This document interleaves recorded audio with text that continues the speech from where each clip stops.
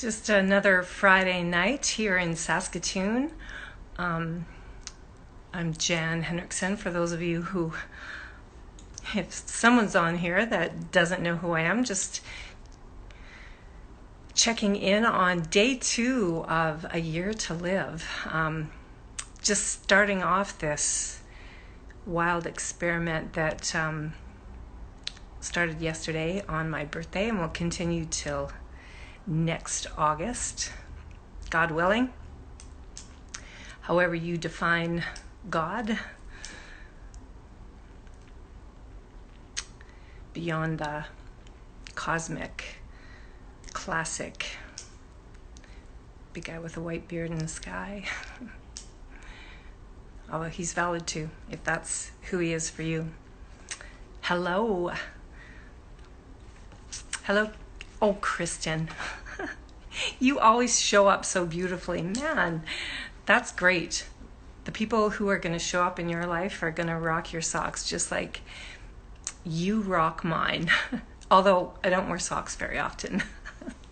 I'm glad to see you here. I'm just giving a couple people a little bit of time. Siobhan, hello.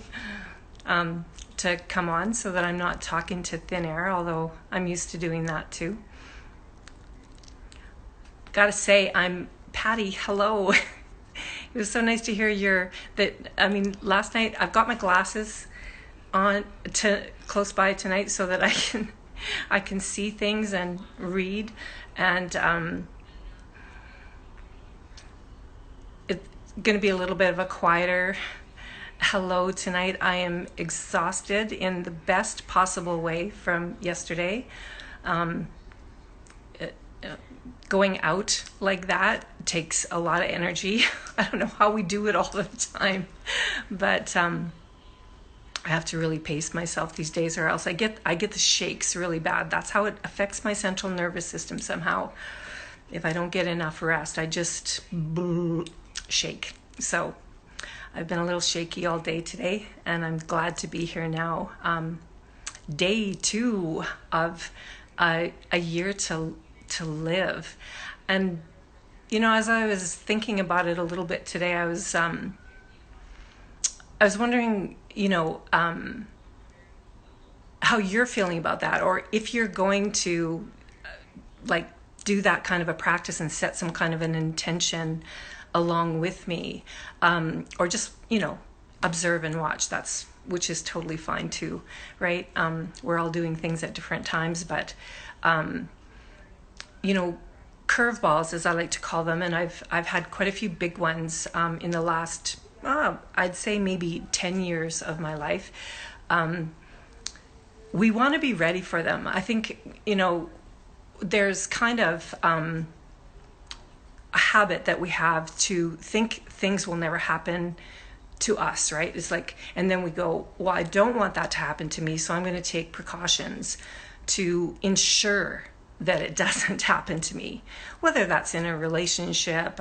We learn from other people's mistakes, and we watch people go through hard things, and we go, I don't want to have to go through that, so I'm going to do this to prevent it, right? Preventative lifestyle. And then despite our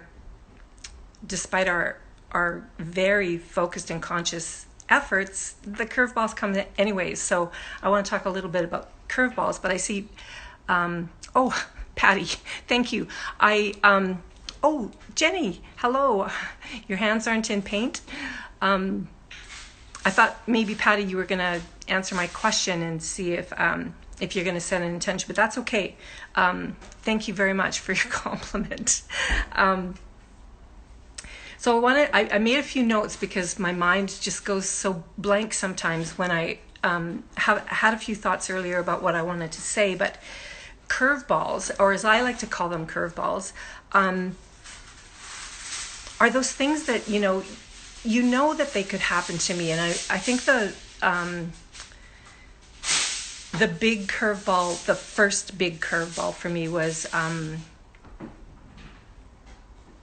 my family shifting, and the father of my children leaving our family. And making that decision very clearly for himself, which I applaud. but I didn't expect it. I saw it happening to other people all around me, but I was a little bit blind to my own circumstance, and that really woke me up.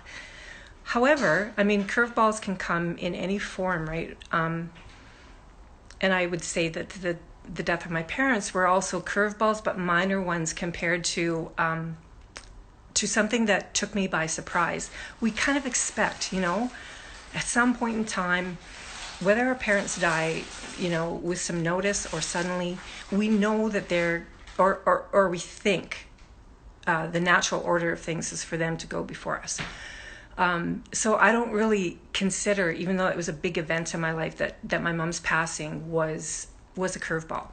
So curveballs are those things that you think happen to other people, and they're a curveball when they happen to you, despite any preventative actions that you've taken to avoid them, like investing in your marriage and your relationship to avoid divorce, investing in your health to avoid disease, So this definitely classifies as a big curveball. It's one thing I never thought I'd deal with because of my lifestyle choices, my very conscious efforts over a long period of time to maintain health and well-being.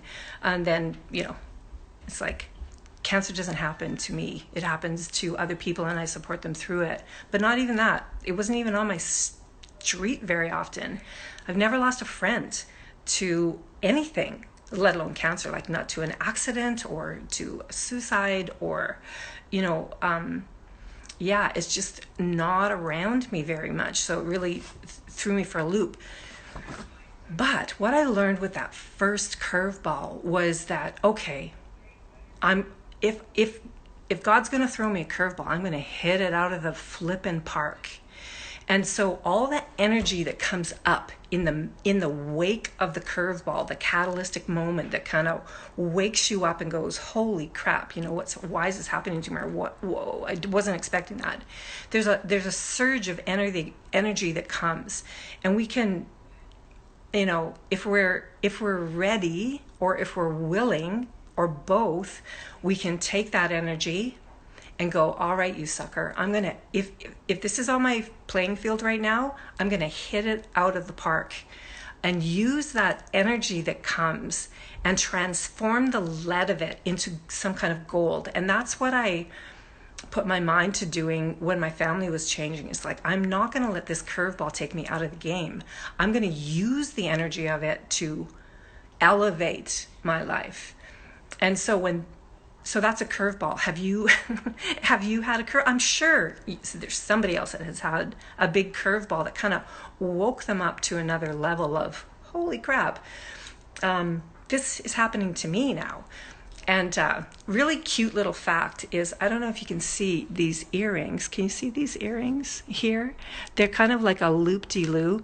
And there's this beautiful woman in Saskatoon named Alyssa, and she has this jewelry company called Onero, and she's a friend of my daughter's, and they wear all of her jewelry. They wear almost her jewelry exclusively, and they've got great taste. So Onero, it's spelled Oneiro, I think. It looks like one euro, but it's Onero. And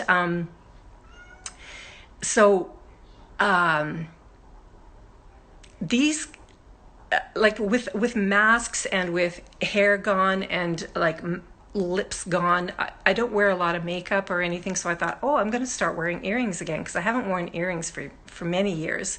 My hair kind of covered them, and I wasn't really into earrings and metal.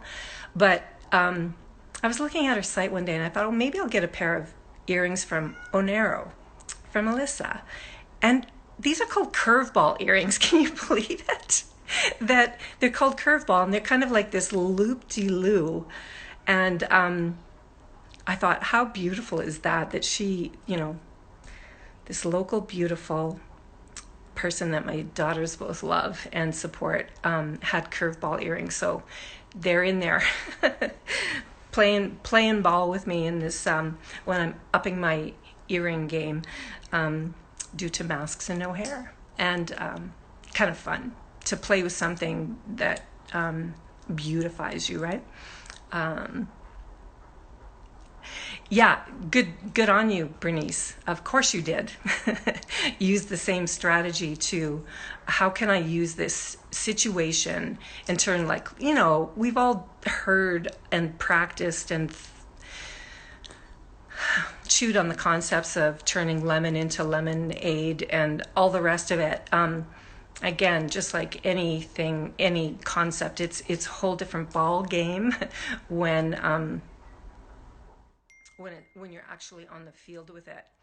So I think that's all I want to say about curveballs, and how they've elevated my game of living life in a really in a more expansive way in the wake of them or in the play of them, rather than letting them take me out of the game in any way.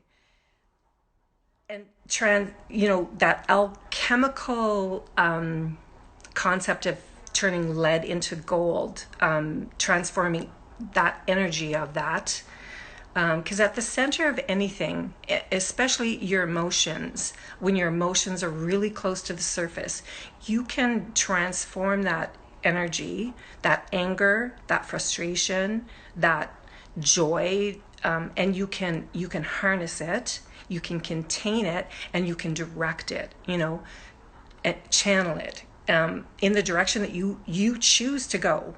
You know, however you can play with the energy, play with it. So I thought tonight what we could do, if you're in this game with me of a year to live and living your best life and not putting those things off, and setting some kind of an intention. We've kind of got the container, right? A year to live is a year, August 13th to August 13th. Mi casa es su casa. My container is your container. Our container. It's our container. We don't know how it's going to go. None of us do. And, but how are we going to intend, like, regardless of what comes up, what are we going to do with the container that we've set? So that's a big part of intention for me anyways, whether it's like setting a 30-day practice or a 40-day practice, or for the next 2 hours I'm not going to do something. It kind of gives me something to, like a field to play in that holds me accountable to myself. Usually it's not a year long. I think it's going to get really interesting part of the way through. Hey Liz, I'm glad you're here. Nice to see you. But I've set the container, and however long you want to play in it, maybe, you can set your own parameters around it. But for me, it's going to be, what am I going to do for a whole year to make this next year my best year ever? That's what I set. It is so funny. I was laughing about this the other day with somebody. Maybe it was you, Bernice. I can't remember. Someone that I was having a live conversation with, which are few and far between right now. So anyways, is like, my intention at the beginning of 2020 was, this is it. I am going to be in the best shape. This is what I thought in January. I'm going to be in the best shape of my life this year. By the time I reached my birthday in August, my focus was on health and reestablishing a stronger practice. My asana practice kind of got a little gentler, and when I had the curveball of my back injury a few years ago, and I had never really stepped up the pace of it. I wanted to take salsa lessons and just get a little bit more active in my physical body beyond walking and stretching and gentler approaches to movement, because I'd been sitting a lot for the last year.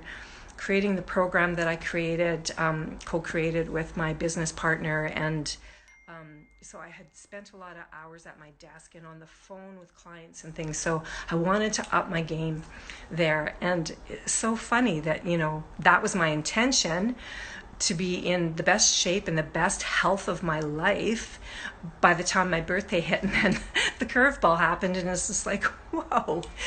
Funny what we get when we set intentions. It's usually, in my experience, not what I think it's going to be. And that's where I say only, I plan, God laughs. but I'm in pretty good shape right now. Not physically necessarily, but in so many other ways. So it's like, okay, what's gonna be my intention for this next year? And I don't know that I'm really clear on that, but we've got the container, right? So it's like, what do you want to elevate in your life? Does it have to do with relationships or health or like finances or a passion project or change or your home and where you live? Like, I don't know, what is it that you've perhaps been putting off? Because like the problem is, as my daughter Kiara said a couple years ago, we think we've got more time. We always think, oh, I'll do it later because, what could it possibly go wrong with my life? I've got lots of time. I'm a young person. I've got, I'll say that till I'm 80. Well, as the story goes, and I don't want to keep repeating the same thing, we don't know how much time we have, so let's not put it off. And let's get really clear on what our priorities are. So what is, like, do you have an intention or a place that you want to focus on in this container of a year that you want to kind of, just keep on your mind as if you only had a year to live, as if you knew that you actually were going to poof, disappear on August 13th, 2021. That was a given for sure. I think there's movies like that, right? When your credits run out, like, you're gone. And so what movie is that? Does anyone know? I haven't seen it, but I've heard of it in some futuristic society where some, I think it's, I don't know, there's some actions that people take that they get points, and then that gives them time on their life. I don't know. I should probably watch it. Now, I'm going to watch that movie before next August.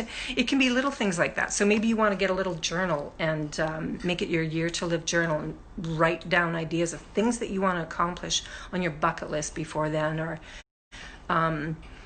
conversations you want to have, or places you want to go, or you can write them down and abandon them. Like, nobody's holding you to anything. You're in charge of your life, right?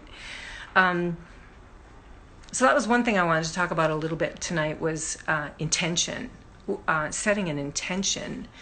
And so, the only intention that I have set, for example, is that I'm going to show up every night at 7:00 and talk, whether someone else, or talk or write something. And that's my other intention, actually. I want to write every day because I believe that there's this is the time. Like, I need to quit putting off a writing project. I don't know if any of you have done any of Julia Cameron's work before, The Artist's Way or Walking in This World, but part of her program that she offers to other people in their creativity practice is to write morning pages, stream of consciousness writing for 3 pages of not a tiny little journal, but like maybe a 15 to 30 minute, first thing in the morning, dump your thoughts out of the way. And often we get little nuggets when we do that stream of consciousness writing.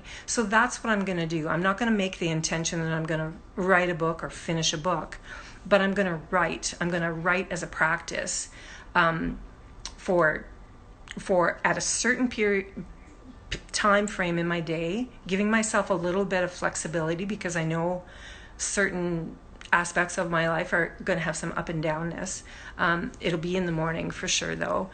So I'm going to write every day, just journal, stream of consciousness writing, and see what my subconscious wants me to run with, what nuggets drop in, because that's been my experience when I've had that practice before. So, maybe you've got a practice that you want to pick back up. And I know the point that I was going to make, or this little story that I was going to tell, was I was challenged at one point in time, quite a few years ago, for 1 year, or to set a time. I chose a year, or it was the guideline. I can't remember. It was back in 2005. after spending some time at Yashodhara Ashram with Sharon Gownon, my guru, my yoga teacher, my beloved teacher in New York. She was there in my place, in my ashram, teaching, and we had this wonderful week together with just in a very small setting. And someone from the ashram suggested to us that we dedicate something to our teacher, whoever that happened to be. And for me, it was Sharon and David Life and Sharon Gownon. And so I dedicated that I would do this prayer dance that I learned called the Divine Mother Dance. That was actually, I learned it through association with the ashram. It was one of Swami Radha, the founder of that ashram's creations, or her devotees or disciples or whatever had created it. Gina DiPaolo taught it to me, and I thought I would do that every day for a year, because it only takes about 5 minutes for me to do, and I thought I can do that. That's sustainable. And I found out how challenging it actually was. And in the face of making that commitment to every single day, no matter what, taking 5 minutes of my day to dedicate a specific thing that was very simple and sustainable and easy to do to someone that I loved dearly, or to two people that I loved dearly, that I was going to do that come hell or high water every single day. And it was very humbling to, with all those parameters, the ease of it, the joy of it, because I loved doing it. The people I was doing it for, I loved doing them. It's like, it was only 5 minutes. It's like, no brainer. I can do that every day for a year without any problem. And that was where the humility came in. It's like, I came up with all kinds of excuses. A hard day with the kids. I wasn't feeling well. I was too busy. I needed my sleep. Whatever. I had all kinds of excuses that tried to take me out of my integrity and out of my commitment. And I was so dedicated of staying true to myself, because it was for someone so dear that I always chose to rise above whatever excuse, and I was successful with my commitment, even if it meant getting out of bed in the middle of the night when I remembered that I hadn't done it before I went to bed. Often I did it just before getting into bed, because I don't know why I couldn't find 5 minutes in a day, but at that point in time in my life, it was challenging to put it first thing in my day. So it often found a place last thing in my day, but I did it, and it was very powerful for me. And so, those two things, showing up at 7 p.m., and I've had a practice for the last 2 years, which I haven't been 100% successful with, showing up and doing a 7 a.m. live meditation for and with a group of people for almost 2 years now. And it's such a great practice for me, that's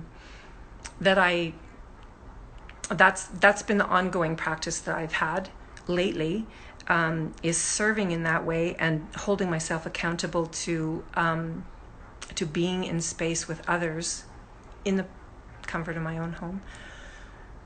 But yeah, what do you want to do? Maybe it's you're going to go and watch the sunrise or the sunset, or take 5 minutes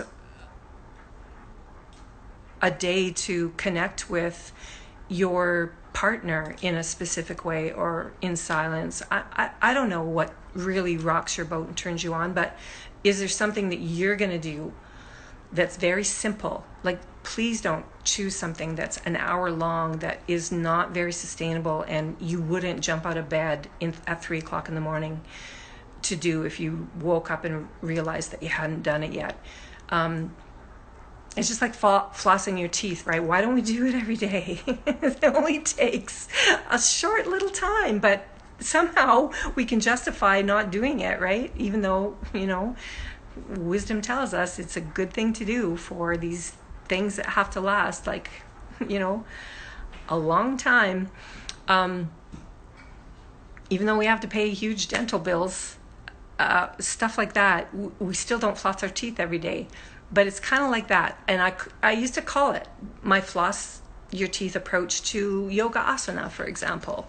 So develop a floss your teeth approach to anything that you want to commit to long term, so that you actually have some success. So you set yourself up for success. And see, because this is the thing, you don't know unless you really commit.